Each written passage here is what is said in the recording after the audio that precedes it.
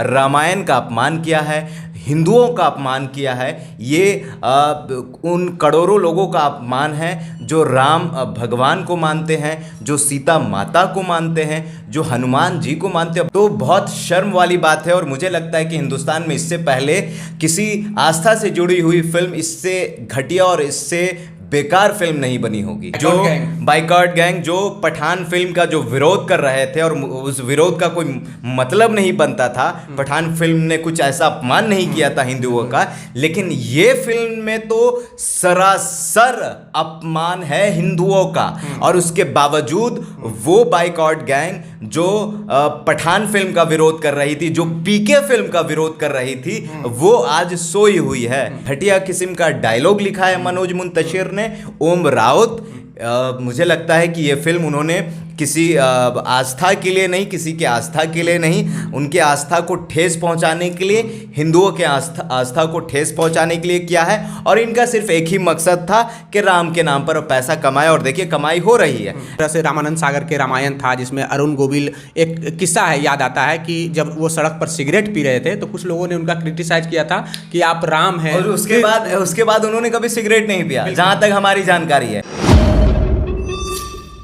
कपड़ा तेरे बाप का, तेल तेरे बाप का, जलेगी भी तेरी बाप की। ये कोई कॉमेडी फिल्म की डायलॉग नहीं है, ये रामायण पर बनी आधारित आदि पुरुष फिल्म की डायलॉग है। और इस फिल्म का बहुत थूथू हो रहा है, कई राजनीतिक संगठन भी विरोध कर चुके हैं। पर मूवी लगातार कोई भी आती है धार्मिक मूवी तो उस पर विरोध होना तय है और होता भी है, और इस पर भी विरोध हो रहा है क्योंकि इस पर राम के चरित्र पर सवाल खड़ा किया गया है और हनुमान के चरित्र पर सवाल खड़ा किया गया है कि कैसे लोगों को इस कैरेक्टर में लाया गया है, क्योंकि रामानंद सागर का जो रामायण था उसमें कितना मधुर था और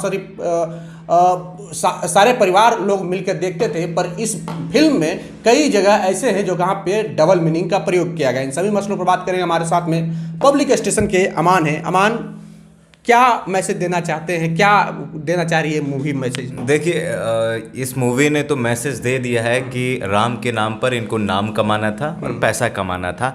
राम कोई नॉर्मल से व्यक्ति नहीं है, राम कोई नॉर्मल से व्यक्ति नहीं है। राम एक आस्था की चीज़ है, राम भगवान है। और आपको मालूम है कि भारत में ज़्यादातर जो आबादी है वो हिंदुओं की आबादी है और राम को मानने वाले की आबादी है, सीता माता को मानने वाले लोगों की आबादी है। हनुमान जी के बहुत सारे भक्त हैं। लेकिन मनोज मुंतशिर ने ये डायलॉग लिखकर बता दिया है कि उन्हें रामायण से कोई मतलब नहीं है।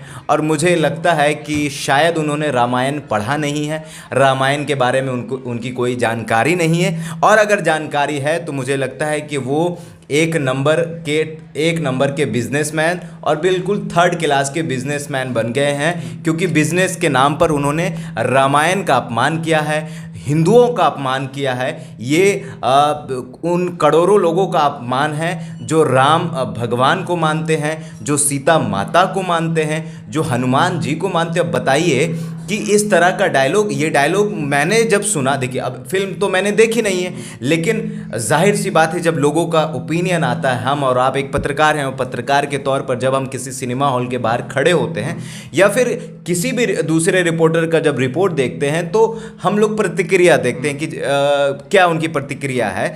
और जो लोग प्रतिक्रिया दे रहे हैं वो हिंदू हैं, ठीक है। तो ये पॉइंट वाली बात है कि वो हिंदू होकर और वो बोल रहे हैं कि रामायण के नाम पर मेकर्स ने ठगा है, धंधा किया है। तो बहुत शर्म वाली बात है और बहुत घटिया किस्म का फिल्म बना है, बहुत घटिया किस्म का डायलॉग लिखा है मनोज मुंतशिर ने, ओम राउत। मुझे लगता है कि ये फिल्म उन्होंने किसी आस्था के लिए नहीं, किसी के आस्था के लिए नहीं, उनके आस्था को ठेस पहुंचाने के लिए, हिंदुओं के आस्था को ठेस पहुंचाने के लिए किया है। और इनका सिर्फ एक ही मकसद था कि राम के नाम पर पैसा कमाए, और देखिए कमाई हो रही है। ऐसा नहीं है कि कमाई नहीं हो रही है। पहले दिन की कमाई है 135 करोड़ और आज दूसरा दिन या तीसरा दिन 3 दिनों में ये फिल्म ने 200-250 करोड़ के आसपास कमा लिया है। तो ये फिल्म सिर्फ कमाने के लिए बना है, ये हिंदुओं के आस्था के लिए नहीं बना है। अमान, हिंदू भाइयों की आस्था के लिए। अमान, एक सवाल है कि कई जगह इस फिल्म में डबल मीनिंग का प्रयोग किया गया है। अब क्या प्रभाव पड़ेगा और क्या चल रहा है ट्विटर पे? अब सोचिए ना, ये अब जाहिर सी बात है, कितने ऐसे पेरेंट्स होंगे जो अपने बच्चों को लेकर गए होंगे, कितने ऐसे पेरेंट्स होंगे जो अपनी बेटियों को लेकर गए होंगे, और वो इस तरीके का डायलॉग लिखते हैं। आप देखिए कितना वल्गर डायलॉग है, इसको वल्गर कहेंगे कि इस फिल्म में जितना बढ़िया एक्सपेक्टेशन था लोगों का, उतना ही घटिया ये फिल्म बना है। अब मनोज मुंतशिर ने क्या लिखा है कि मेरे एक सपोले ने तुम्हारे शेष नाग को लंबा कर दिया, अभी तो पूरा पिटारा भरा पड़ा है। ये डबल मीनिंग डायलॉग है, ये डबल मीनिंग डायलॉग है, और ये किसी कॉमेडी फिल्म का डायलॉग नहीं है। और जाहिर सी बात है, हम जैसी जनरेशन समझ रही है इस मुल्क में, समझिए कि 18+ जो लोग हैं, जो यंग जनरेशन है, वो इस डायलॉग का मतलब समझ रहे हैं। मीम्स की दुनिया है, और मीम्स की दुनिया में किस तरीके से इस डायलॉग का इस्तेमाल किया जा रहा है, और किस फिल्म से ये डायलॉग का इस्तेमाल किया जा रहा है। आदि पुरुष, जो राम सीता माता बजरंग बली के ऊपर ये फिल्म बनी है।